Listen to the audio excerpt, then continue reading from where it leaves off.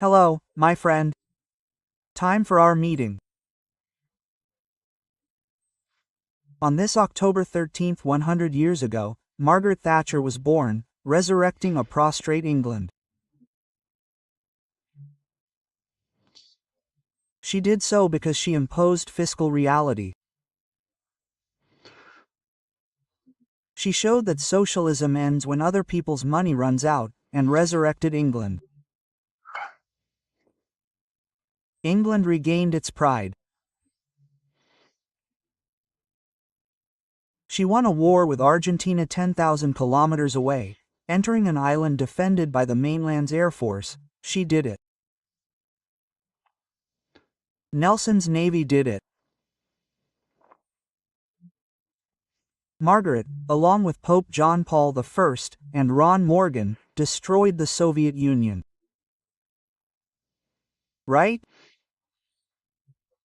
Well, they imposed the Soviet Union so much that it disintegrated. It had no way of maintaining itself. Today, England has opened itself to unbridled immigration, and today there are two alien currents, the alien culture and the culture, to use a term from Brazil, the culture of the original peoples, of the natives, right?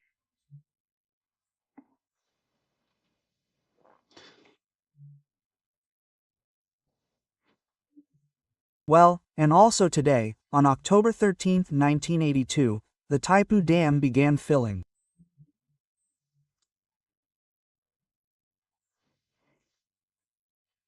The dam was completed, and the filling began, which ended with the waterfall of the Seven Waterfalls, or Guaira. I went to say goodbye to him years before in the company of my friend Ibrahim Aboud Danetu, who is well known in that region of Parana.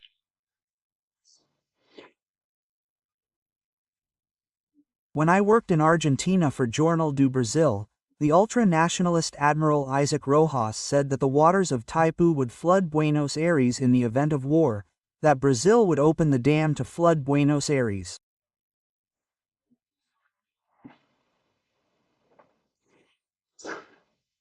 That's good. Remember to subscribe and at the end to leave a like or dislike.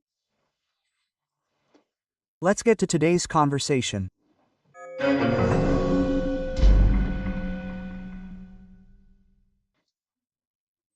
Well, President Lula met with the Pope this morning. A private audience, but it wasn't just him. Janja was there. I saw the photo from the Vatican. There are about 12 people there, including the Minister of Internal Affairs. Then he went to the Federal University of Australasia, FAU, which is the United Nations agency responsible for food production and agriculture. And in an interview shortly after, he spoke about it, and was asked if he would give Barroso's Supreme Court seat to a friend. He replied, "I don't want a friend, I want someone to uphold the Constitution." That's how it was with everyone I appointed. Here in Brazil, it's like that. Anything goes because there's silence in return, no one objects. It seems people haven't learned to think, to know if they're being deceived or not, right? One of those he appointed, Dias Toffel, for example, was the one who invented the end of the world investigation without the public prosecutor's office, right? Minister Carmen Lucio was the one who said she'd censor only once when she censored. Parallel Brazil, right? Well, censorship is prohibited by the Constitution. He also appointed Lewandowski, Dino, and his lawyer, Zaninho. Didn't he become friends with Zaninho? It's strange. Toffel was also a lawyer for the Workers' Party, right? Well, even though he went with the Pope, Lula was overshadowed by what Trump did today. Trump was the world star today, right? There in the Knesset, which is the Israeli parliament, he spoke for an hour. No, it wasn't even a speech, it was a conversation with Israeli representatives. He even stood up to applaud a fighter who had lost his legs and hands, right?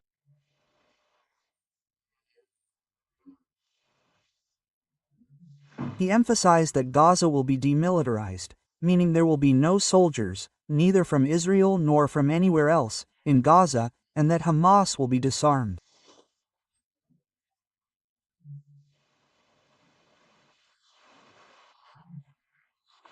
Well, that's where I'm skeptical, because Hamas was roaming the streets of Gaza today, the streets and roads of Gaza. The Israeli army, the Israel Defense Forces, the IDF, right, made a retreat, but a retreat, and a retreat that was relative, right, because they retreated, let's say, about 40%. The situation in Gaza is like this. I don't really believe they'll be able to disarm, that Hamas will hand over the weapons. He will certainly hide the weapons, right? Well, I think that's unlikely. Well, Hamas, anyway, handed over 20 hostages alive, and I'm not sure if he managed to hand over the 28 dead. He handed over many who will having to be identified to see if they really are what they say. The 20 went straight to the hospital, then they went to their families, right? It was a huge party. They were all completely naked, right? Some couldn't even see. We can't speak because we've forgotten the pressure, the emptying is of people, right? Of people's psyches. Well, Trump left there and went to Sharm el-Sheikh. I don't know if you remember Sharm el-Sheikh in the Red Sea. It was one of the episodes of these wars. Then, during the Six-Day War, I think, after being attacked, the Israelis went there. And there, representatives of Turkey, Qatar, and Egypt signed another peace agreement. This is very important, because it closes the possibility of supplying weapons to Hamas. I've already told you, as long as Hamas exists, right, which is the Shia, there's no way. The Shia, the religious headquarters of the Shia is Jerusalem, while the Sunni headquarters is in Arabia. Saudi Arabia, right, Mecca, right? But anyway, they were saying, oh, here comes the president of Indonesia, which is the largest Sunni Muslim country on the planet, right? To confirm all this, I don't know if he's coming tomorrow or not, but anyway. Trump was the one making a joke, making fun of himself, Netanyahu, right? And tomorrow he'll be at the White House, receiving 1,000 for lunch. A working lunch. Malay is already on her way there. Well,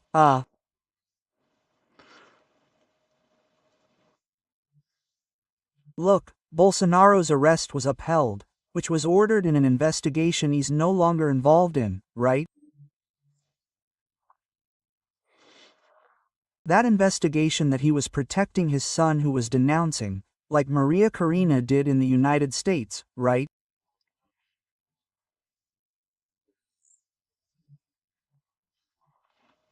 The failure to comply with the Constitution in Brazil, alleging well-founded fear of flight and to guarantee public order, and because of repeated non-compliance with precautionary measures, the preventive detention ordered in the investigation he's not involved in, Bolsonaro, was upheld.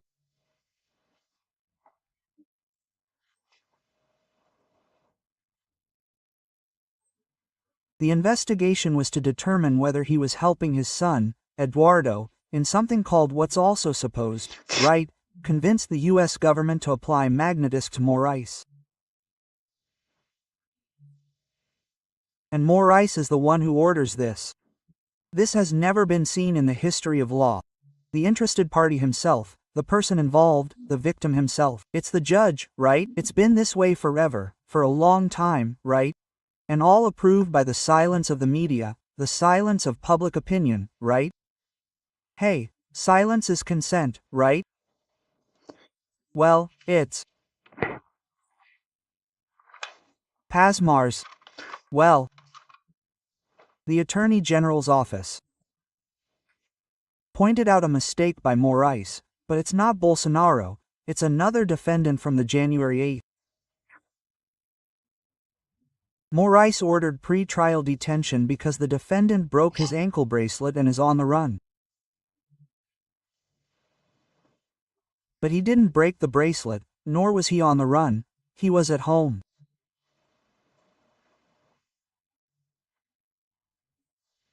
The defendant was appearing monthly or weekly in court there in Uberlandia.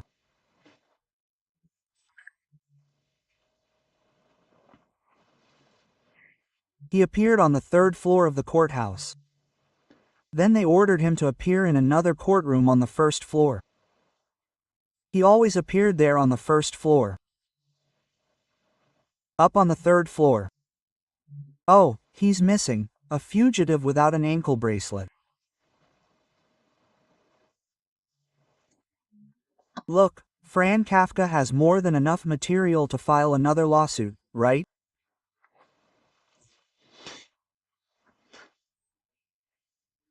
Well, Moraes, in the order to arrest him, said it was defiant behavior and disrespect to this Supreme Court, breaking his ankle bracelet and fleeing the house.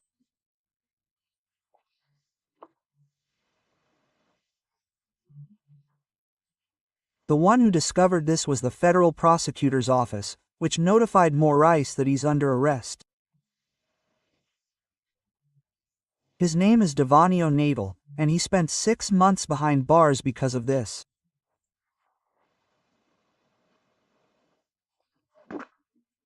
He was punished because they ordered him to report to the first floor of the court building instead of the third.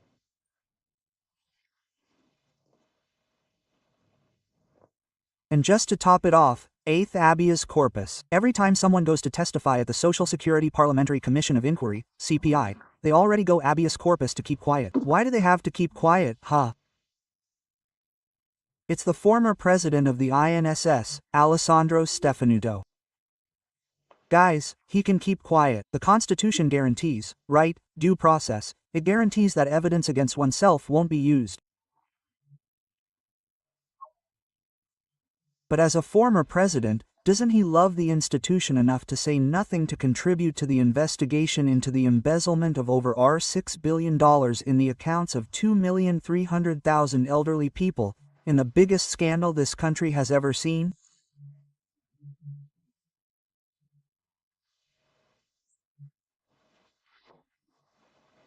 As a lawyer, habeas corpus didn't even answer the question of when you entered public service.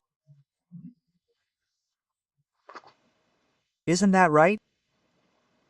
What are you afraid of? Brasilia, Alexandre Garcia.